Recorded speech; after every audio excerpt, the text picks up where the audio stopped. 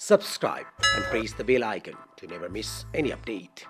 उहाँले बाजी हार्नु भयो भनेको छु मैले। उहाँ कलङ्कित पनि हुनुभयो। हामी चाहिँ डरसँग उभिँदा हाम्रो जित कसैले रोक्नै सक्दैन, हामी विजयी हुन्छौँ। केपीसँग परेको भनेको अन्त कहिले के भन्छ, प्रधानमन्त्रीको निम्ति झगडा हो कि कुर्सीको निम्ति लुछाचुडी हो कि भन्ने गर्छन्। यो प्रचार केपी र केपी गुटका मान्छेले गर्ने गरेकै प्रचार हो। केपी ओली चाहिँ अब रक्षात्मक हुनेतिर गइसक्यो। उनीहरू चाहिँ डिफेन्सिभ हुने वातावरण बनि नै सक्यो। अस्तिको उनीहरूको चाहिँ पहिला धाक धप्पु त धेरै लगाए, तर छिरलेर मान्छे राख्दाखेरि पनि उनकै सेक्युरिटीले चाहिँ 30,000 35,000 भन्दा बढी थिएनन् भनिदिएपछि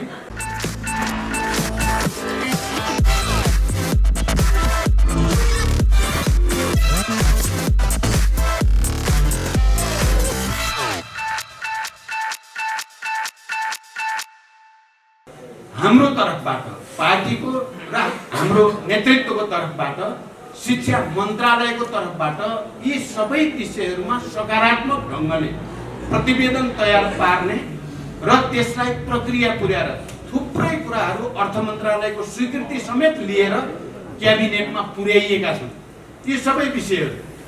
तर दुर्भाग्य क्याबिनेटमा ती सबै फाइलहरू थन्किएका छन्। अरू अर्थबाट स्वीकृति प्राप्त भएर गएका कुराहरू, आयोगबाट सर्वसम्मतले निर्णय भएर गएका कुराहरू पनि क्याबिनेटमा गएर ती फाइलहरू थन्किएका छन्। अब मैले यसो भन्दा केपी प्रति बढी चाहिँ तपाईको चाहिँ रिस गरे जस्तो, प्रतिशोध सार्न खाजा जस्तो देखिन पनि सक्छ। तर यथार्थ के हो भने केपी ओली नै शिक्षा क्षेत्रमा सुधार गर्न रोक्ने त्यहाँ शिक्षा मन्त्रालयबाट प्रयास नभएको होइन।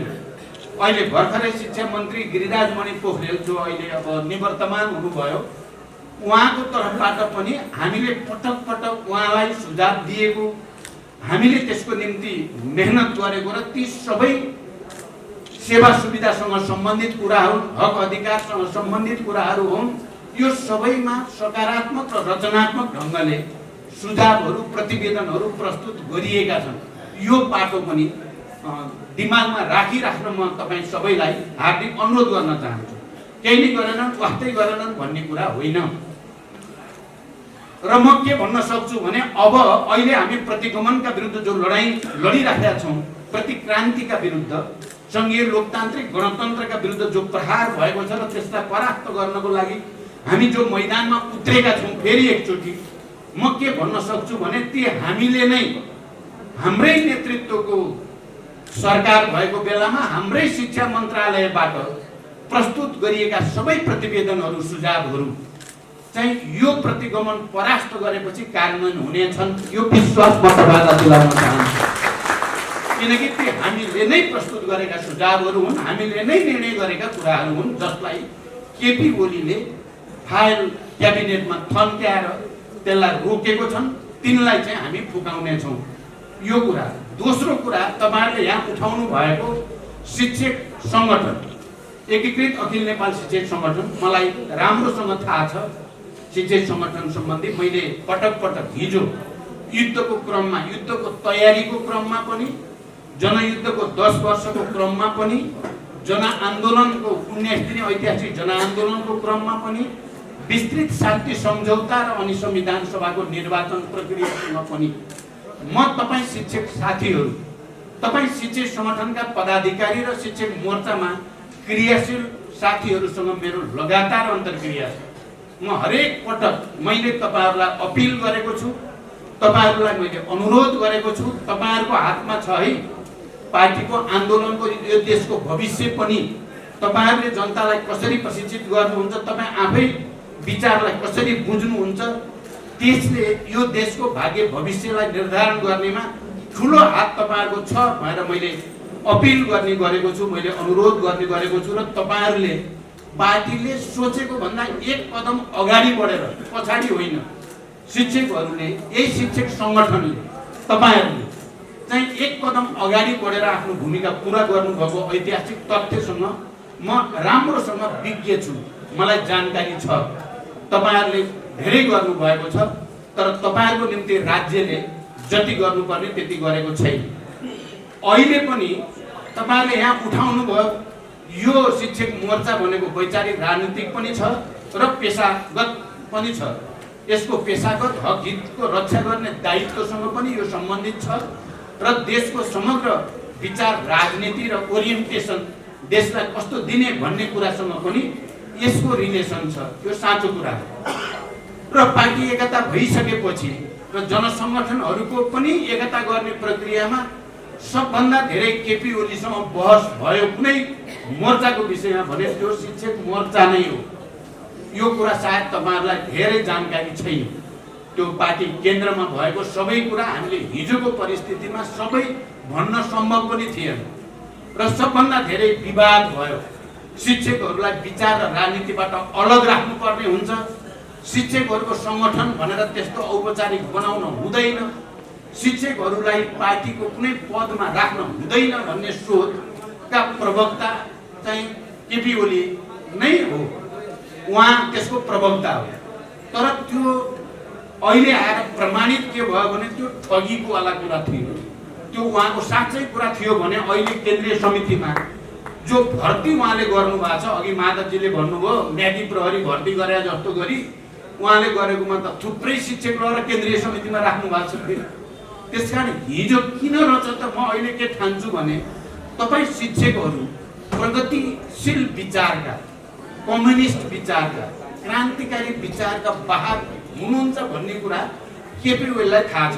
जति गरे पनि यो शिक्षक समुदाय, बौद्धिक समुदाय मेरा हुँदैन, यी चाहिँ अलि क्रान्तिकारी विचार राख्ने पक्षका हुन्छन् भन्ने डरले उहाँले शिक्षकहरूलाई एकता पनि हुन नदिने र शिक्षक संगठनलाई वैचारिक राजनीतिक ढङ्गले प्रशिक्षित पनि हुन नदिने, रोकेर राख्ने त्यो रहस्य के रहेछ भनेर अहिले यो 3 वर्षपछि फर्केर हेर्दा मैले के देख्छु भने उहाँ शिक्षकसँग तर्सिनु हुँदो रहेछ, बुद्धिजीवीहरूसँग तर्सिनु हुन्छ। उहाँ अघि माधवजीले भनेकै भाषा बढी उपयुक्त भाषा छ। उहाँलाई चाहिने चाहिँ अब आफूले जे भने त्यही मान्ने हनुमान भन्नुहोस्, दास भन्नुहोस् या भक्त भनौँ, जे भने पनि त्यस्ता अन्धभक्तहरू उहाँलाई चाहिन्। शिक्षकहरू अन्धभक्त हुँदैन। उनीहरू विवेक प्रयोग गर्छन्, उनीहरूले विश्लेषण गर्छन्, उनीहरू सत्यको पक्षमा हुन्छन्, उनीहरू न्यायको पक्षमा हुन्छन्, प्रगतिको पक्षमा हुन्छन्। त्यसकारण उहाँ शिक्षकदेखि तर्सिनु हुँदो रहेछ र यो शिक्षकहरूलाई विचारबाट बाहिर राख्न चाहन्थे। यही कारणले, अरू कुनै कारण छैन के म पार्टीको अध्यक्ष तपाईहरुको शिक्षक संगठनका प्रत्येक कार्यक्रममा मौका पाएसम्म म उपस्थित हुने गरेको छु। म तपाईहरुसँग अन्तर्क्रिया गर्ने गरेको छु। मैले एकता गराउन मैले ढिलो गर्न चाहन्थे होला त। मैले छिटो एकताबद्ध होस् र शिक्षकहरूलाई एउटा मोर्चाको रूपमा राजनैतिक र वैचारिक ढङ्गले पनि ओरिएन्टेसन दिइयोस् र संगठनात्मक रूपले पनि एउटा सञ्जाल देशव्यापी रूपमा तयार होस् भन्ने नै मेरो चाहना हो। धेरै दिनसम्म लडाई झगडा हुँदा हुँदा त्यसपछि त शिक्षक संगठनको कुरा के भन्ने र शिक्षक संगठन त दोस्रो दर्जामा गयो। पार्टी नै एकता हुन छोड्यो। पार्टी एकताका कुनै पनि प्रक्रिया रोकिए। हाम्रो विष्णु पुकार श्रेष्ठ यहाँ हुनुहुन्छ, उहाँ निर्वाचन आयोगको प्रमुख हुनुहुन्छ। तर त्यो निर्वाचन आयोग चाहिँ उहाँ प्रमुख हुनुहुन्छ, अर्को एकजना उपप्रमुख हुनुहुन्छ, सचिव हुनुहुन्छ। त्यसपछि त्योभन्दा अगाडि बढेन। केन्द्रीय आयोगहरू नै बनेनन् हाम्रा। पार्टी एकतासँग सम्बन्धित जनसङ्गठनका कुनै पनि सङ्गठनले पूर्णता पाएको छैन, पाएन भने अनि शिक्षक मात्रैको लागि झगडा गर्ने पनि सिद्धियो। त्यसकारण यो झगडा विचारकै झगडा थियो, यो लाइनकै कुरा थियो, यो प्रवृत्तिकै कुरा थियो।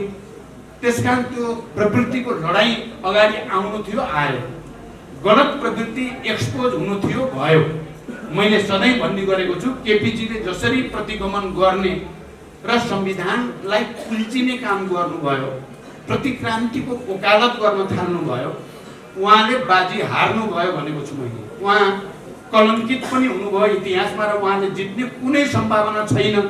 हामी जहाँ उभियौँ नि फेरि संविधानको पक्षमा, लोकतन्त्रको पक्षमा, गणतन्त्रको पक्षमा, संघीयता र समावेशी समानुपातिकताको पक्षमा, शान्ति र समृद्धिको पक्षमा हामी उभियौँ। त्यहाँ हामीले लडाईँ जित्यौँ। अब उहाँले एकपछि अर्को हार्नु बाहेक उहाँसँग विकल्प छैन। हामी चाहिँ डरसँग उभिँदा हाम्रो जित कसैले रोक्नै सक्दैन, हामी विजयी हुन्छौँ। यही आजको सच्चाइ हो। र अहिले अब हामी त सिधै प्रत्यक्ष आन्दोलनमा छौँ। आन्दोलन समय फेरि सङ्गठनका कामहरूलाई हामीले छलफल गरेका छैनौँ भन्ने कुरा होइन। हिजो छाडी अस्तिको दिन मात्रै अब शिक्षक सङ्गठनलाई एकताबद्ध गर्नुपर्छ भनेर उतापट्टिसँग सम्बन्धित माधवजीसँग सम्बन्धित शिक्षक साथीहरू हिजोका पदाधिकारीहरूलाई बोलाएर अस्ति हामीले पेरिस डाँडामा कुराकानी गरियो र तुरुन्तै एउटा भेला गर्ने अनि यो दुवैतिरका शिक्षक साथीहरू पदाधिकारीहरू सँगै राख्ने र यसको एकता प्रक्रियालाई छिटै टुङ्ग्याउने भनेर सायद केही दिनभित्र उताको भेला गरिसकिन्छ। हामीले म समेत बसेर म र माधव नेपालजी बसेर हामीले त्यो प्रक्रियालाई छिटोभन्दा छिटो टुङ्ग्याउने र यसलाई वैचारिक राजनीतिक र पेसागत सङ्गठनकै रूपमा अगाडि लिएर जानुपर्छ। केही सीमाहरू हामीले पालन गर्नुपर्छ भने हामी त्यो सीमा पालन गर्न तयार छौँ। तर यसको जो ऐतिहासिक विकासको सन्दर्भ छ त्यो विकासको सन्दर्भभन्दा बाहिर गएर शिक्षकहरू हजारौँ हजार लाखौँ शिक्षकहरूलाई देश निर्माणको अभियान शिक्षा क्षेत्रमा सुधारको महान अभियानबाट अलग गर्ने र त्यो सबै एकजना व्यक्तिले आफ्नो हातमा लिएर निरङ्कुशता लाग्ने जो प्रक्रिया हो त्यसलाई परास्त गर्न हामी सङ्कल्पबद्ध छौँ। साथीहरू, मैले भन्न चाहने पहिलो र मुख्य कुरा यही नै हो। अब हामी त्यो दिशामा छौँ। म तपाईँहरूलाई किन पनि पार्टीको अध्यक्षको हैसियतले धन्यवाद भन्न चाहन्छु भने यो लथालिङ्ग भएको पार्टी नै लथालिङ्ग भएको राजनीति नै सङ्कटमा परेको बेलामा पनि तपाईँ एकीकृत अखिल नेपाल शिक्षक सङ्गठन अनि यो चाहिँ साझा के अरे शिक्षक महासङ्घ नेपाल शिक्षक महासङ्घले कुनै न कुनै रूपमा शिक्षकहरूको भूमिकालाई शिक्षकहरूको संरक्षण गर्ने कुरालाई र मुख्यतः एकीकृत अखिल नेपाल शिक्षक सङ्गठनले यति धेरै शिक्षकहरूलाई सङ्गठित गरिराख्ने यो सङ्कटको घडीमा पनि तपाईँहरूले जसरी आफूलाई बचाइराख्नु भयो यो ठुलो कुरा ठानेको छु मैले। अरू प्राय सबै सङ्गठन लथालिङ्गै भएको बेलामा शिक्षक सङ्गठन चाहिँ सङ्गठित नै छ, परिचालितै छ। बेला बेलामा प्रशिक्षण बैठक अन्तर्क्रियाहरू भइराखेकै छन्। अहिले पनि यो राष्ट्रिय परिषदको बैठक भइराखेको छ भन्दा मलाई गर्वको महसुस भएको छ तपाईँहरूप्रति। म तपाईँहरूलाई सम्मान गर्न चाहन्छु र तपाईँहरूप्रति गर्व व्यक्त गर्न चाहन्छु। साँच्चै तपाईँहरूलाई देख्दा हामी चाहिँ फेरि पनि यो राजनीतिक आन्दोलनको जटिलता जुन छ र जुन चुनौतीको हामीले सामना गरेका छौँ त्यसमा हामी विजयी हुन्छौँ भन्ने एउटा नयाँ ऊर्जा र शक्ति तपाईँहरूले दिइराखेको र यो मेसेज देशभरि जान्छ। माधवजीले अघि ठिकै भन्नुभयो, यो यतिको विशाल उपस्थिति उहाँले जो भन्नुभयो मुक्त कण्ठले र हामी एकता गरिन्छ भनेर चाहिँ प्रतिबद्धता व्यक्त गर्नुभएको छ र म आफै लागेको छु।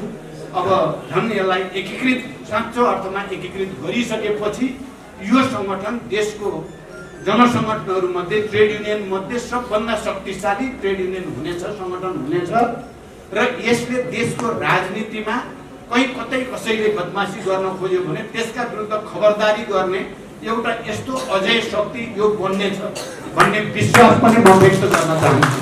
कारण तपाईँहरूले बिल्कुल हिम्मत हार्नुपर्ने कुरा छैन। तपाईँहरूले आफैभित्र एउटा नयाँ उत्साह भनौँ, नयाँ ऊर्जा सहित अगाडि बढ्ने आवश्यकता छ। अहिले जस्तो स्थिति छ हाम्रो लडाइँ भएको विचार राजनीतिमै हो। केपीसँग परेको भनेको अन्त कहिले के भन्छ प्रधानमन्त्रीको निम्ति झगडा हो कि कुर्सीको निम्ति लुछाचुडी हो कि भन्ने गर्छन्। यो प्रचार केपी र केपी गुटका मान्छेले गर्ने गरेकै प्रचार हो। यो प्रचार प्रतिक्रियावादी र अवसरवादीहरूले गर्ने गरेको प्रचार हो।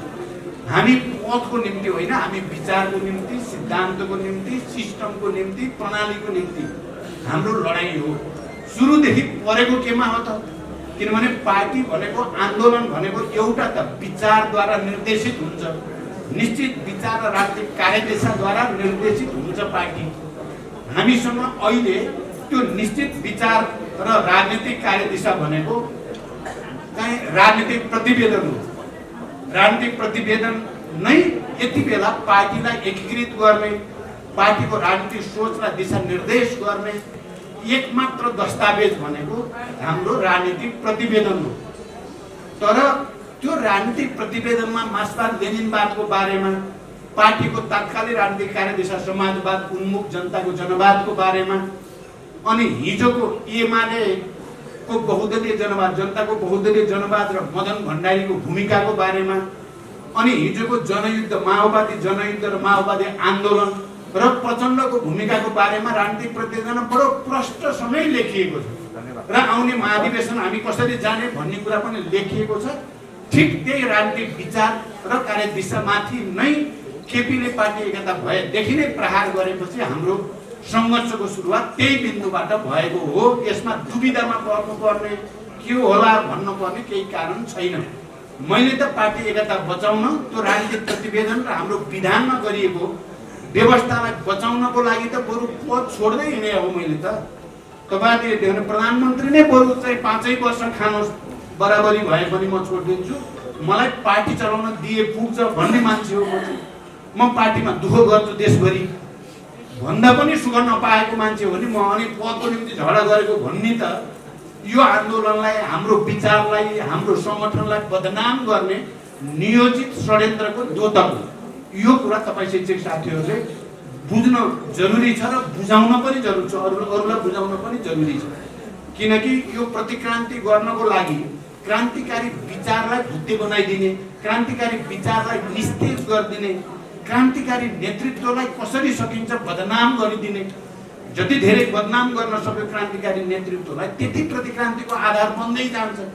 त्यसो भए यो कुरामा देशभित्र र बाहिरका सबै सामन्ती तत्त्वहरू, प्रतिक्रियावादी दलालहरू सबै यसमा सचेत छन् र हाम्रो वर्गले, हाम्रा विचारका पक्षपोषकहरूले यो सच्चाइलाई बुझ्न सकिएन भने त हामीले हार्छौँ लडाईँ, हामीले हार्ने खतरा पैदा हुन्छ। त्यसकारण यो पदको लडाईँ पनि होइन, यो व्यक्तिगत कुर्सीको छिनाझप्तीको कुरा पनि होइन, यो विचार सिद्धान्त आदर्श निष्ठाको कुरा हो, यो अग्रगमन र प्रतिगमनको लडाईँको कुरा हो। यो कुरा नै अहिले मैले भन्ने गरेको छु। हामीलाई खुसी छ, हामीलाई खुसी के छ भने हामी जनताको पक्षमा गयौँ, हामी राष्ट्रको पक्षमा गयौँ, हामी लोकतन्त्रको पक्षमा गयौँ, हामी संहिताको र समावेशिताको पक्षमा गयौँ, हामी जनतासँग जोडियौँ। त्यसकारण हामीलाई गर्व छ, सडकमा हामीलाई गर्व छ। केपी जनताबाट टाढा गए, लोकतन्त्रबाट टाढा गए, गणतन्त्रबाट टाढा गए, संहिताबाट टाढा गए र अनि संविधानलाई घात गर्ने चाहिँ कुत्सित मनसातिर गए। त्यसकारण उनले हारे। अहिलेको लडाईँ यही नै हो। यो दुविधा बनाउन जो खोजेका छन्, भ्रम छर्न खोजेका छन्, त्यसलाई तपाईहरु सबैले सङ्गठित रूपमा चिर्न भूमिका खेल्नुपर्छ भन्ने म ठान्छु। र हामी के देख्छौँ भने हुन त यो शान्ति प्रक्रियामा हामी आउँदा एकथरी मानिसहरूलाई त मन परेको थिएन, शान्ति सम्झौतै मन परेको थिएन, उनीहरू नहोस् भन्ने चाहेका थिए। देशभित्रका सामन्ती तत्त्वहरू पनि, विदेशी प्रतिक्रियावादी मध्ये पनि, मैले अहिले नाम लिन परेन, तपाईहरुले बुझ्नु भएकै छ। तर हाम्रो जनताको तागत यदि बलियो भयो कि त्यसलाई सकेनन् फेक्न, रोक्न सकेनन्, हामी विजयी भयौँ। शान्ति सम्झौता भयो, संविधान सभा भयो, संघीय लोकतान्त्रिक गणतन्त्र भयो, चुनाव भयो, आदि इत्यादि धेरै चिज भयो। प्रत्येक पटक जनताको तागतलाई चुनौती दिन प्रतिक्रियावादले नखोजेका चाहिँ होइनन्। संविधान बनाउने बेलामा दुई पटक संविधान सभाको चुनाव गर्नुपर्ने बाध्यता हामीलाई आइलाग्यो। किन? किनभने एक थरी तत्त्वहरू संविधान सभाबाट संविधान बन्न नदिनको निम्ति न्वारानदेखिको बल लगाएका थिए। मलाई त प्रत्यक्ष थाहा छ नि के भयो, को शक्तिले के गरे भन्ने। तर जनताको चेतना र लिडरसिपको पहल कदमीको बीचमा समन्वय भयो, त्यो तागत बलियो भयो, त्यसकारण संविधान बन्यो। चुनाव हुन नदिनको निम्ति पनि त्यत्तिकै जोडबल थियो। देशमा चुनाव नहोस्, अराजकता अन्यल भइराखोस् भन्ने थियो। म आफै नेतृत्वमा थिएँ त्यति बेला सरकारको। राष्ट्रलाई एकताबद्ध गर्ने चुनौती एकातिर थियो, चुनावतिर देशलाई लैजानुपर्ने चुनौती अर्कातिर थियो, अर्कोतिर विकास गर्न सकिन्छ भनेर पुष्टि गर्नु थियो। फेरि हामी परिवर्तनका वाहकहरू, हामी क्रान्तिकारी विचारका प्रवर्तकहरू देशमा विकास पनि गर्न सक्छौँ है भन्ने देखाउनु थियो। मैले त्यो 9-10 महिनामा एकातिर राष्ट्रिय एकतालाई पनि नयाँ उचाइमा उठाउने सौभाग्य, त्यसको निम्ति भूमिका खेल्ने सौभाग्य मलाई प्राप्त भयो। चुनावतिर देशलाई लैजाने सकारात्मक वातावरण बनाउने भूमिका खेल्ने मौका पनि मलाई मिल्यो भने त्यति नै बेला झन्डै 7.5% विकास दर, आर्थिक विकासको दर पुर्याउने 20-25 वर्षपछि एउटा अवसर पनि जुट्यो र हामीले त्यसलाई प्रमाणित गरेका थियौँ। अहिले त्यही चिजलाई भताभुङ्ग पार्ने, त्यही हामीले पनि गर्न सक्छौँ भनेर स्थापित भएको कुरालाई विस्थापित गर्ने षड्यन्त्र भइराखेको छ। संविधान मिचेर सङ्घीय लोकतान्त्रिक गणतन्त्रको हत्या गर्ने प्रयास गरेर कहीँ न कहीँ जनतालाई, जनताको सार्वभौम अधिकारलाई चुनौती दिने कोसिस प्रतिक्रान्तिकारीहरूबाट भएको छ। त्यसकारण 5 गतेबाट नै हामीले लडाईँ सुरु गर्यौँ। यो प्रतिगमनका विरुद्ध, प्रतिक्रान्तिका विरुद्ध हामी सडकमा जानुपर्छ भनेर सुरु गर्यौँ। तपाईँहरूले देख्नु भएको छ। हामीले तपाईँहरूलाई मात्रै अपिल गर्न, अरू साथीहरूलाई सडकमा आउनुहोस् भनेर पर्खेर बसेनौँ। सबभन्दा पहिला हामी लिडरसिप नै अब जनताको भरोसा जित्नको लागि लिडरसिपै पहिला सडकमा नदेखिकन अरूको विश्वास जित्न सकिँदैन भन्ने मान्यता सहित, हाम्रो आत्मसमीक्षा सहित हामी सडकमा गयौँ। त्यसपछि तपाईँहरूले देख्नुभयो पुस 14 गते, माघ 9 गते देशव्यापी जनपरिचालन अनि अस्तिको आम हडतालदेखि अब आउने 28 गतेको कार्यक्रमसम्म आउँदा एउटा नयाँ वातावरण बनेको छ। अब वातावरण बिस्तारै सकारात्मक दिशातिर चाहिँ बन्दै गएको मैले देखेको छु। मैले अहिले सबै तथ्याङ्क यहाँ भन्न सम्भव छैन, सायद आवश्यक पनि छैन। वातावरण अब फेरि नेपाली जनताले जित्नेतिर, फेरि प्रतिक्रान्तिकारीहरूले हार्नेतिर वातावरण अगाडि बढेको छ। पछि 28 गतेको कार्यक्रमलाई हामीले ऐतिहासिक रूपले सफल पार्नु छ। र तपाईँ शिक्षक साथीहरू जो यहाँ जुट्नु भएको छ, मलाई लाग्छ तपाईँहरू त 28 गते यसै पनि उसै पनि भोलि पनि तपाईँहरूको बैठक छ रहने नै हुनुभयो। तपाईँहरूले चाहिँ यहाँबाट, फोनबाट, अरू तरिकाबाट सम्पर्क गरेर बढीभन्दा बढी जनतालाई उठाउने, किनभने केपी ओली चाहिँ अब रक्षात्मक हुनेतिर गइसक्यो। उनीहरू चाहिँ डिफेन्सिभ हुने वातावरण बनि नै सक्यो। अस्तिको उनीहरूको चाहिँ पहिला धाक धक्कु त धेरै लगाए, तर छिरलेर मान्छे राख्दाखेरि पनि उनकै सेक्युरिटीले चाहिँ 30,000-35,000 भन्दा बढी थिएनन् भनिदिएपछि उनले आफै बिच गाली गरागर भएको देखाएको छु मैले पनि। तर हामी चाहिँ एकताबद्ध भएर एउटा ऐतिहासिक जनप्रदर्शन हामीले गर्नु छ। तपाईँहरू उसमा भूमिका खेल्नुहोस् र तपाईँहरूले यहाँ जे उठाउनु भयो नि, शिक्षक मोर्चाबारे पार्टीले ध्यान दिएन भन्ने बारेमा मैले केही कुरा भने, कमी पनि भने, हामीले गरेका प्रयासहरू पनि भने। हामी आइसकेपछि अब फेरि नयाँ ढङ्गले हामी आउँछौँ। यो लडाइँ जितेर हामी आउँछौँ। हामी आएपछि तपाईँहरूका मुद्दालाई सम्बोधन गर्ने कुरालाई उच्च प्राथमिकतामा राखिनेछ। तपाईँहरूले हिजो जस्तै निरन्तर आन्दोलन र क्रान्तिको प्रगतिको काममा योगदान गरिराख्नुहोस्। यही अपिल र यही शुभकामना भन्दै म बिदा हुन्छु। धन्यवाद। शिक्षक साथीहरू, मलाई एकीकृत अखिल नेपाल शिक्षक सङ्गठनको बारेमा धेरै जानकारी छैन। अहिले यसो सरर प्रतिवेदनहरू मैले पढेर केही कुराहरूको ज्ञान भयो। यसमा छलफल बहस गर्नुपर्ने कुराहरू पनि छन्। तर यसका बावजुद पनि म शिक्षक र सङ्गठन र आन्दोलनसँग 2036 सालदेखि नै जोडिएको छु। पार्टीको तर्फबाट शिक्षक सङ्गठनको बारेमा यसका आन्द्रा बुढीहरू मलाई थाहा छ। शिक्षक सङ्गठनका तपाईँले सबैभन्दा बढ्ता मान्नुपर्ने नेता बद्री प्रसाद खतिवडाजी, तपाईँहरू सबैले मान्नुपर्ने अर्का नेता सुशील चन्द्र मात्य, अर्को नेता, र त्यसपछि देवी ओझा, अनि उहाँहरू सँगसँगै सङ्गठनमा विभिन्न पदमा आसीन हुनुभएका व्यक्तिहरू म सम्झिरहेको छु। अहिलेका सभामुख हुनुहुन्छ अग्नि सापकोटा, म सम्झिरहेको छु हाम्रो विष्णु पुकार श्रेष्ठजी यही हुनुहुन्छ, हाम्रो पार्टीको लेखाका प्रमुख। र त्यसै गरी मलाई लाग्छ हाम्रो उहाँ पनि हुनुहुन्छ होला नि, उहाँको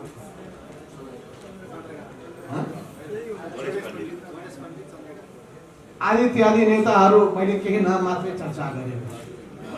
किनकि त्यतिखेर शिक्षक सङ्गठनलाई पार्टीको तर्फबाट सञ्चालन गर्ने जिम्मेवारी मेरै थियो र मैले नै शिक्षक सङ्गठनको सुरुवातदेखि नै यसलाई भूमिगत रूपमा सञ्चालन गर्दै शिक्षक आन्दोलन त्यतिखेर प्रजातन्त्र स्थापनाका निम्ति महत्त्वपूर्ण भूमिका खेल्ने संस्थाको रूपमा अगाडि बढेको थियो। संगठनको रूपमा नेपाल राष्ट्रिय शिक्षक संगठन र नेताका रूपमा यिनै नेताहरूको नेतृत्वमा शिक्षक साथीहरू अनि यो शिक्षक संगठन सँगसँगै 36 सालदेखि नै त्यतिखेर विद्यार्थीहरूको संगठनको पनि पार्टीगत रूपमा अगुवाई मैले नै गरेका थिएँ र यस अर्थमा शिक्षक संगठनका सुरुका सबै सन्दर्भहरू मलाई थाहा छ। तपाईहरुले जहिले पनि शिक्षक संगठन आन्दोलनको कुरा गर्दाखेरि कहिले पनि आफ्नो पुरानो पुस्तालाई नबिर्सनुहोस्। पुराना पुस्तालाई बिर्सन थाल्नु भयो भने आउने पुस्ताले तपाईलाई पनि बिर्सिदिनेछ। जहिले पनि म के भन्ने गर्छु भने पुराना पुस्ताको सम्मान गर्ने बानी बसाल्नुहोस्, नभए तपाईलाई पनि भोलिको नयाँ पुस्ताले बिर्सिहाल्नेछ। जुन परम्परा बसाल्नुहुन्छ त्यही परम्परा बस्छ, जुन तरिका अवलम्बन गर्नुहुन्छ त्यही तरिका अगाडि बढ्छ। तपाईले राम्रै कुरा लेख्नु भएको छ, राम्रो संस्कार बसालौं, राम्रो चेतना दियौं, क्रान्तिकारी चेतनाले जनतालाई ओतप्रोत गरौं, विद्यार्थीहरूले त्यही दिशामा अगाडि बढाउँ र समाजमा पनि त्यही चेतहरू जागृत गरौं। त्यसो हुनाले शिक्षा नीतिको सन्दर्भमा तपाईहरुले अगाडि सारेका यी कतिपय कुराहरूको सन्दर्भमा हामीले अवश्य पनि नयाँ ढंगले सोच्नुपर्ने आवश्यकता छ। यस बीचमा उदारवादी आर्थिक नीति अपनाएको हुनाले नेपाली कांग्रेसले हामी पनि त्यसैमा बग्नुपर्ने अवस्था बन्दै गएको छ। समाजवादी दिशामा अगाडि बढ्नुपर्ने मान्यता बोकेका हामीले कस्तो किसिमको शिक्षा नीति अवलम्बन गर्ने भन्ने बारेमा गहन छलफल बहसको आवश्यकता छ। जब 2075 सालको जेठ 3 गतेका दिनमा नेपाल कम्युनिस्ट आन्दोलनका दुईटा महत्त्वपूर्ण घटकहरू एकताबद्ध भइसकेपछि त्यस्तो अवस्थामा शिक्षा नीतिको बारेमा सबै वर्ग तह र पेशाका जनताका समस्याहरूको बारेमा संगठित र असंगठित क्षेत्रका श्रमजीवीहरूको बारेमा गहन छलफल गरौँ भनेर हामीले पार्टीमा पटक पटक कुरा उठाएका हौं। तर तपाईहरुले उल्लेख गरे जस्तै केपी ओलीजीलाई कुनै छलफल मन पर्दैन थियो। उहाँलाई कुनै विषयहरूमा पनि सामूहिक रूपमा विचार मन्थन गरेर एउटा निष्कर्षमा पुग्ने उहाँको चाहना कहिले पनि हुँदैन थियो। उहाँ आफूले जे सोच्यो त्यही नै ब्रह्म सत्य ठान्ने, उहाँले जे बोल्यो त्यो नै ब्रह्म वाक्य हुन पुग्ने उहाँको प्रवृत्तिले गर्दाखेरि हामी वाक्क दिक्क भएका थियौं, हामी आजित भएका थियौं, कुनै कुराहरू पनि नसुन्ने। कम्युनिस्ट पार्टीका विचारहरू, कम्युनिस्ट पार्टीका नीतिहरू, कम्युनिस्ट पार्टीका विधिहरू, कम्युनिस्ट पार्टी भित्र अवलम्बन गर्नुपर्ने कार्यशैलीहरू र एउटा कम्युनिस्ट नेताहरूमा हुनुपर्ने आचरणहरू, यी सबै कुराहरूको सन्दर्भमा पनि गहन छलफलको आवश्यकता थियो। त्यसो हुनाले त्यसैका विरुद्धमा हामीले बहस गर्दै गयौं। उहाँले कुनै छलफल बहसलाई प्रति चासो नै राख्नु भएन। जनसरोकारका विषयहरूको बारेमा धेरै धेरै कुराहरू उठाई। यहाँ तपाईहरुले उल्लेख गर्नु भएको रहेछ, खुसी लाग्यो मलाई। 2066 साल कार्तिक 11 गतेको सरकारले, त्यो सरकारको प्रधानमन्त्री म आफै थिएँ, माधव नेपाल, यो तपाईलाई थाहा होस्। अनि त्यही सरकारको प्रधानमन्त्रीको हैसियतले मैले बोलाएर नै यिनै मन्त्रीहरूलाई जिम्मा दिएको थिएँ, चाहे रामचन्द्र कुशवाहा हुन्, मिनलिजार हुन्, रकम चेम्जोङ हुन्। र त्यसपछि त्यो बेलाका शिक्षक नेताहरूलाई मैले बोलाएर नै र छलफल गर्नुहोस्, किनभने शिक्षकका माग र कर्मचारीका मागका बारेमा 2048 सालमा नै निकै ठुलो विषयवस्तु बनेको थियो तत्कालीन नेपाली कांग्रेसको सरकारका प्रधानमन्त्रीसँग। यी दुईटै संगठनहरू, चाहे शिक्षक संगठन होस् चाहे कर्मचारी संगठन होस्, यी दुईटै संगठनका मागहरूको सन्दर्भमा जब नेपाली कम्युनिस्ट सरकारले व्यवस्था गरेका थियो त्यो विषयलाई लिएर हामी सडकमा पनि उत्रिएका थियौं, हामी आफै मैदानमा उत्रिएका थियौं कर्मचारीहरूको साथ। शिक्षकहरूका मागहरूका सन्दर्भमा हामीले जोरदार रूपमा आवाज उठाएका थियौं र मैले नै त्यो आवाज उठाएको थिएँ संसदको प्लेटफर्मबाट।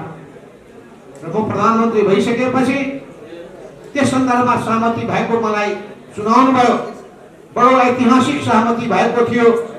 त्यो सहमति किनभने तपाईलाई थाहा छ त्यो सरकार त्यतिखेर काम चलाउमा परिणत भइसकेको थियो।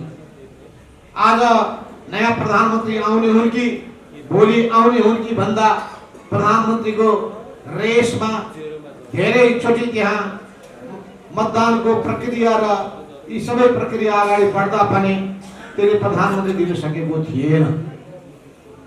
यी सबै अवस्थामा जब सरकार परिवर्तन भयो त्यो सहमतिको पनि कारण हुन सकेन र तपाईहरुले ठिकै भन्नुभयो सहमतिको कार्यान्वयन धेरै समयसम्म भएन। त्यो पनि अझै पनि कति विषयहरू बाँकी नै छ। त्यसैले हामी सिंगो चीजको रिभ्यू गर्नुपर्नेछ। हाम्रा सार्वजनिक विद्यालयहरू किन राम्ररी चलिरहेका छैन? सार्वजनिक विद्यालयहरूको हालत के छ? मैले देखेको छु सार्वजनिक विद्यालय नै छैन, शिक्षक छैनन्, तर शिक्षा विभागबाट शिक्षा कार्यालयबाट पैसा जान्छ। त्यो पैसा कहाँ बेपत्ता हुन्छ थाहा हुँदैन। यी धेरै समस्याहरू छन्। त्यसैले सरकारको तर्फबाट नीतिगत सवालहरूमा, शिक्षकहरूको तर्फबाट व्यवहारको कामको सवालमा, यी सबै सवालमा हामीले सिंगो रूपमा सोच्नु पर्ने हुन्छ। हामी त राम्रा छौं, हामी त पढाउँछौं भनेर पुग्दैन। सिंगो शिक्षा जगतलाई नै, शिक्षक जगतलाई नै त्यो दिशामा हामीले अगाडि बढाउने कुराको निम्ति हामीले नै अगुवाई गर्ने। यस अर्थमा जुन सोचका साथ तपाईहरु अगाडि बढिरहनु भएको छ, खुसी लागेको छ। तर अब सन्दर्भ पुरानो भइसकेको छ।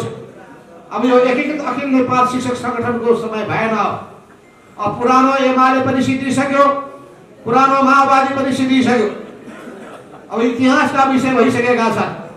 त्यसैले पुराना कुराको धेरै हामी विजय गाथाहरू गाउन थाल्यौं भने नयाँ समस्या खडा हुन्छ। त्यसैले नयाँ ढंगले अगाडि बढ्नुपर्ने आवश्यकता पर्छ। यो नयाँ ढंगले अगाडि बढ्नका लागि आएर बिलौहौ यहाँ लेखेको शब्द देखे शब्द पढ्ने बित्तिकै भड्किया छन् मान्छे। यो संगठनमा आएर आउनुपर्छ, आउँदैन। दुईटैलाई मिलाउने हो, नयाँ संगठन बनाउने हो र नयाँ संगठन बनाएर अगाडि बढ्ने हो। किन सबैलाई मान चाहिन्छ, सबैलाई सम्मान चाहिन्छ, सबैलाई मर्यादा चाहिन्छ। यही मान सम्मान मर्यादाका लागि हामी लडिरहेका छौं। हिजो पनि एकीकृत हामीले पार्टी एकीकृत गरिसकेपछि केपी ओलीका तिनै व्यवहारले गर्दाखेरि हामी आजित भएका थियौं। मानहानि कतिसम्म भयो भने समान हैसियत भएका अध्यक्ष पुष्पकमल दाहाल प्रचण्डको सँगसँगै कुर्सी राखेको कुर्सीले बेपत्ता पारिन्छ। त्यो त अपमानको पनि हद हो त्यो। अनि म 1 नम्बरको अध्यक्ष हुँ, उहाँ त 2 नम्बर भनेको उपाध्यक्ष सभा बाट व्याख्या तपाई हामीले सुन्यौं। त्यो त कसो उहाँले मात्रै सहेर बस्नु, म भएको भए त्यो सहनेवाला मान्छे पनि होइन। त्यसो हुनाले कुरा के हो भन्दाखेरि अहिले हामी जुन हिसाबले पार्टीमा एकताबद्ध भएका छौं, यो अहिले 75 सालदेखिको कुराले होइन। निकै लामो समयको हाम्रो सहकार्य रहेको छ। 2030 को दशकदेखि नै 40 को दशकदेखि नै झन्डै 40 वर्ष पुरानो हाम्रो सहकार्य हो।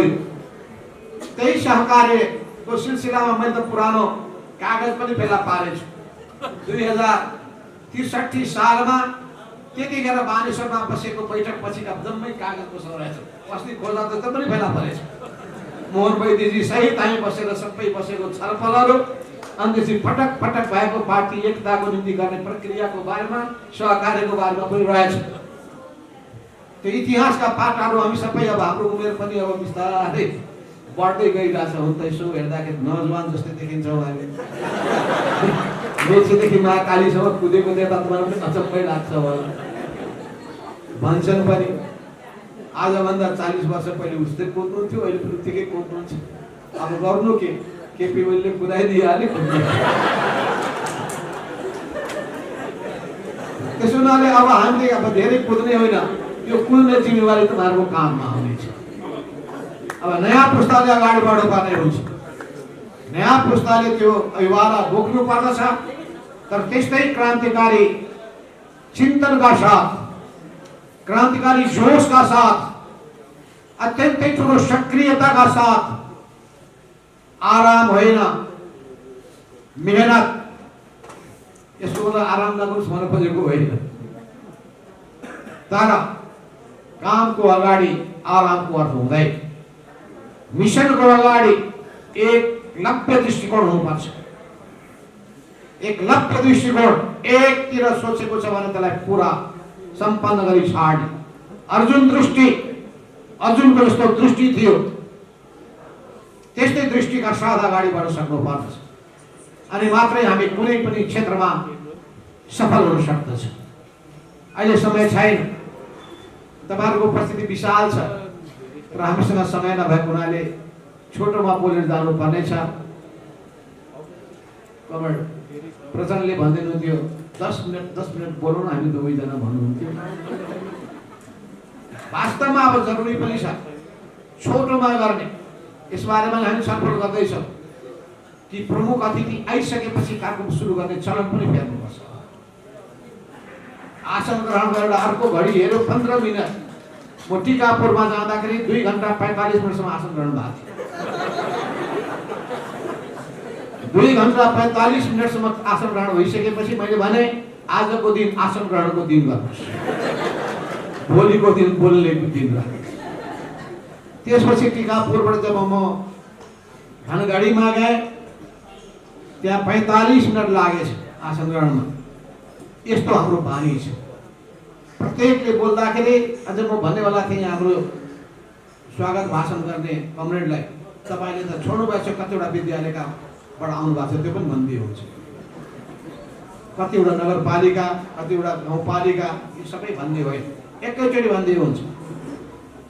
यो सबैको नामै पनि लिनुपर्ने आवश्यकता छैन। एउटाको नाम लिनुभयो, अर्को नाम चाहिँ रिसाउँछन् मान्छेले, मेरो नाम किन लिनु भएन, छुट्यो। त्यस हुनाले यी सबैमा हामीले परिवर्तन गर्नुपर्छ। शिक्षक साथीहरू झन् ज्यादा वैज्ञानिक शिक्षा प्रणालीको पक्षमा हुने मान्छे, वैज्ञानिक कार्यप्रणालीको पक्षमा हुने मानिस, वैज्ञानिक कार्यशैलीको पक्षमा हुने मान्छे, विज्ञान र प्रविधिको अधिकतम उपयोग गर्नुपर्दछ भन्ने हाम्रो मान्यता बोकेका तपाईँ हामी।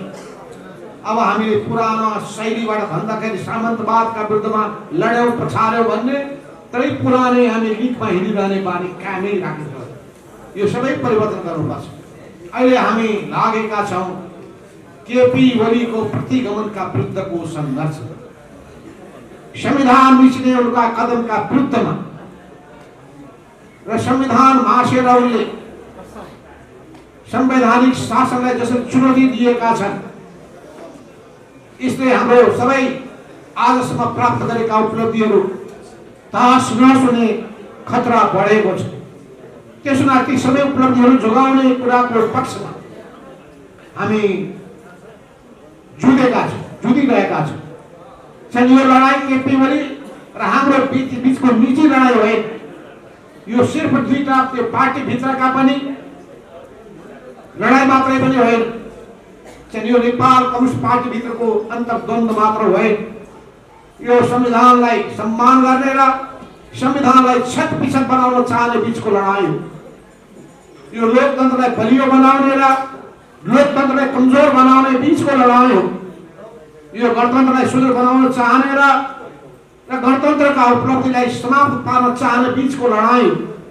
यो संघीयतालाई सुदृढ बनाउने पक्षमा रहेकाहरू र यसलाई मनै नपराउने र समाप्त पार्न चाहने बिचको लडाइँ हो। यो समावेशिता जुन हाम्रो आन्दोलनको उपलब्धि हो, त्यसलाई अझै राम्रो ढङ्गले कार्यान्वयन गर्न पक्षले खोज्ने र यो संघीयताको सदपन सुन्न चाहने बिचको लडाइँ हो। यो विचार कस्तो विचार अवलम्बन गर्ने, कस्तो हामीले सोच राख्ने भन्ने विषयसँग जोडिएको यो सङ्घर्ष हो। त्यसैले यो सङ्घर्षमा जित्यो भने नेपाली जनताले जित्नेछन्, नेपाल राष्ट्रले जित्नेछ। यो सङ्घर्षमा जित्न सकेनौँ भने नेपाली जनता हार्नेछन्, नेपाल राष्ट्र हार्नेछ। त्यसैले नेपाली जनता र सिङ्गो राष्ट्र सुनमुरार उठ्नुपर्ने भएको छ। र जसरी हामीले मेचीदेखि महाकालीसम्म देख्यौँ, प्रत्येक जिल्लामा जागरण आएको छ। पार्टीको कार्यकर्ता भेला गर्नुहोस्, त्यहाँ पनि विशाल उपस्थिति रहने गरेको पाइन्छ। जिल्ला कमिटीको अवस्था हेर्नुहोस्, अत्यधिक ठुलो बहुमत मूल प्रवाहको पार्टी हाम्रो मूल पार्टीको पक्षमा रहेको छ। त्यो चोइटिरहेको सानो केपी ओलीको गुटसँग सानो टुक्रा मात्रै छ, आसेपासेहरू मात्रै छ, उहाँका भक्ति गर्नेहरू मात्रै छन्, हनुमानहरू मात्रै छन्, पा भन्नेहरू मात्रै छन्। त्यहाँ क्रान्तिकारीहरू, त्यहाँ कमरेडहरू, त्यहाँ योद्धाहरू होइन, त्यहाँ सागर सेना मात्रै छ, त्यहाँ स्याल होइनाहरू मात्रै छन्, मचाउनेहरू मात्रै छन्। त्यसैले असल मानिसहरू सबै हामीसँग छन्, परिवर्तनको चाहना राख्नेहरू हामीसँग छन्। तर कतिपय चिन्ता गर्ने व्यक्तिहरू, कतिपय भ्रम र अन्योलमा परेका व्यक्तिहरू, उनीहरू कतै उतै पनि रहेका होलान्, बीचमा उभिएका पनि होलान्। उहाँहरूलाई सबैलाई प्रश्न पार्नुपर्छ। किता काट भन्दै धकेलेर उता पठाइदिने होइन, उता गइस उतै बस भन्ने पनि होइन। प्रश्न पार्ने काम पनि गर्नुपर्छ, भ्रमबाट मुक्त गर्ने काम पनि गर्नुपर्छ। आफ्नो कुरा प्रश्न पार्न सक्नु पर्दछ। कहीँ त्रुटि कमजोरी भएको छ भने सुधार्ने प्रतिबद्धता पनि व्यक्त गर्नु पर्दछ। त्यसै सिलसिलामा हामीले सोचेका छौँ, अब हामीले विगतमा भएका त्रुटिहरू त्यसलाई सच्याउने प्रतिबद्धता व्यक्त गरौँ, प्रतिबद्धता पत्र जारी गरौँ, जसलाई मान्छेले श्वेत पत्र भन्ने गरेका छन्। त्यो जारी गर्नुपर्छ भन्ने कुरा पनि हामी सोचिरहेका छौँ। किनभने यो लडाइँ केपी ओलीसँगको लडाइँ होइन, यो केपी प्रवृत्ति विरुद्धको लडाइँ हो। ती प्रवृत्तिहरू नै हामीमा भए भने हामी र केपी ओलीमा कुनै फरक हुने छैन। त्यही तरिका हामीले अपनायौँ भने हामी पनि केपीको अर्को अवतार हुन पुग्नेछ। केपीको नयाँ अवतार चाहिएको छैन। एउटै केपी त यो देश आजित भइसक्यो भने केपीको नयाँ अवतार आयो भने के होला, यो देश थिलो भएर सिकिन्छ। त्यसैले हामी चाहन्छौँ सबै हिसाबले यो देशले जितोस्, लोकतन्त्रले जितोस्। र यसका लागि विभिन्न ठाउँमा हाम्रा साथीहरू, हाम्रा न्यायको पक्षमा उभिएका मानिसहरू सशक्त आवाज गुन्जायमान गरिरहेका छन्।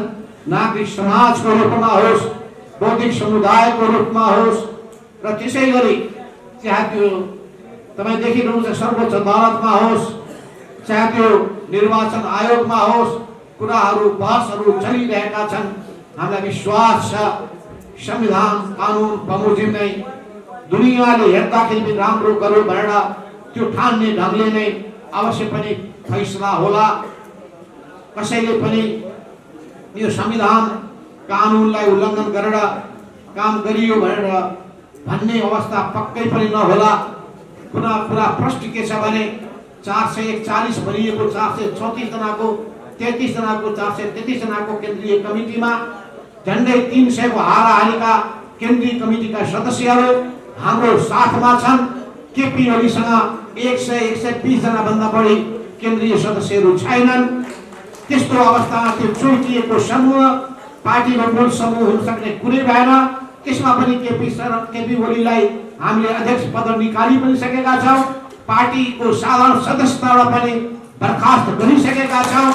त्यसैले उनको अब नेपाल कम्युनिस्ट पार्टी नेकपासँग कुनै सम्बन्ध रहेको छैन।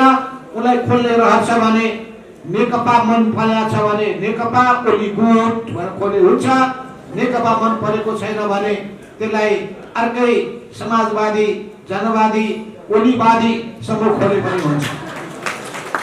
ओलीबा समूह खोलिए सबभन्दा राम्रो। ओलीबा समूह भएपछि ओलीबा मन पराउने उतै जान्छ। त्यस हुनाले मैले तपाईहरु यसमा भ्रम नपर्नु होला। सूर्य चिन्ह कहाँ जान्छ? जहाँ नेपाल कम्युनिस्ट पार्टी नेकपा छ, जहाँ हामी छौँ सुनिश्चित यही आउँछ, अवसर कसैले पस्न सक्दैन।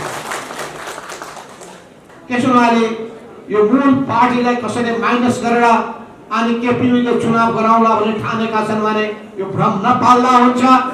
केपी ओलीले चुनाव गराउने पनि होइनन्, उनले देशलाई द्वन्द्वमा धकेल्न खोजेका छन्। उनको रवैया देखिसक्यौं, पञ्चको रवैयाको उनले ठ्याक्क पुनरावृत्ति गरिरहेका छन्।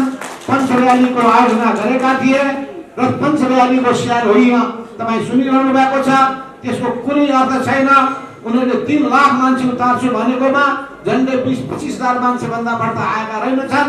निराश भएर बसेका छन्, आपसमा गाली गलौज गरिरहेका छन्, किन ल्याइनुहोस् भन्दै त्यही पनि आपसमा मारामार भइरहेछ। त्यसो हुनाले तपाईहरु उच्च मनोबलका साथ अगाडि बढ्नुहोस्। देशभरिमा भएका कार्यक्रमहरू, आमसभाहरू विराटनगरको होस्, बुटवलको होस्, धनगढीको होस् या भएका अरू ठाउँहरूमा ताप्लेजुङ, 5 थर, चाहे सुर्खेत, चाहे दाङ, चाहे बाँके बर्दिया जहाँ मैले सहभागी भएँ, या सिरहा, यी सबै ठाउँको कार्यक्रम उत्साहजनक रहेको छ। यही काठमाडौँको 9 गते माघमा भएको त्यो विशाल विरोध सभा त्यसले बेग्लै तरङ्ग पैदा गरेको छ। अब 28 गतेको कार्यक्रम अर्को हाम्रो सामु चुनौतीको रूपमा आएको हुनाले तपाईँ सम्पूर्ण शिक्षक साथीहरूलाई म भन्न चाहन्छु कि तपाईहरु पुरै सक्रियताका साथ वरिपरिबाट सबभन्दा बढी अनि टाढा टाढाबाट पनि सहभागिताको निम्ति सबै आफूसँग सम्बद्ध साथीहरूलाई, चिनजान पहिचान भएका सबै व्यक्तिहरूलाई यो विरोध सभामा सहभागी हुनका लागि उतार्ने काममा तपाईहरु अग्रसरता लिनुहुनेछ। केपी ओलीसँग जोडिएका मान्छेहरू नौटङ्की गर्न मात्रै सिपालु छन्। उनीहरूलाई वास्तवमा यो पेशागत भन्ने कुरा या उनीहरूले गैर राजनीतिक भन्ने कुरा गफको कुरा मात्रै हो। जबकि हामी म्यादी सीसीएम को म्यादी प्रहरी जस्तै म्यादीको भर्ना खुलिया थियो, केही राजनीतिमा जुट्नु हुँदैन भन्नेहरू हाम फाल्दै थियो। कति 15 दिनले चाहिँ म्यादी सीसीएम बन्नका लागि हाम फाल्दै पुगेका थिए। त्यसो न उनीहरू नेपाल राष्ट्रिय शिक्षक संगठनको नाउँमा केही व्यक्तिहरूले जसरी अनेक किसिमका वितण्डाहरू आजसम्म बचाउँदै आएका थिए, त्यो भ्रमण टाढा हुनुपर्ने जरुरी छ। तिनीसँग जोडिया प्रत्येक मान्छे हेर्नुहोस् केपी ओलीको राजनीतिमा लागेका छन्, त्यो राजनीतिमै लागेका छन्, त्यो प्रतिगमनको राजनीतिमा लागेका छन्। राजनीतिबाट उनीहरू तटस्थ होइनन्। उनीहरू वास्तवमा भन्यो भने उता पनि इमानदार छैनन्, शिक्षक पेशामा पनि इमानदार छैनन्, आफ्नो कर्तव्यमा पनि इमानदार छैनन्। ती स्खलन भएका व्यक्तिहरू मात्रै चुइकिएर जाने हो। अब सबै शिक्षक साथीहरूलाई एकताबद्ध बनाएर एउटै संगठनमा आबद्ध बनाएर सिङ्गो शिक्षक आन्दोलनको नेताको हैसियतले हाम्रो वामपन्थी प्रगतिशील र हामीसँग सम्बद्ध साथीहरूले अगाडि बढ्नुपर्ने जिम्मेवारी आएको हुनाले त्यस हिसाबले तपाईहरु अगाडि बढ्नुहोस्।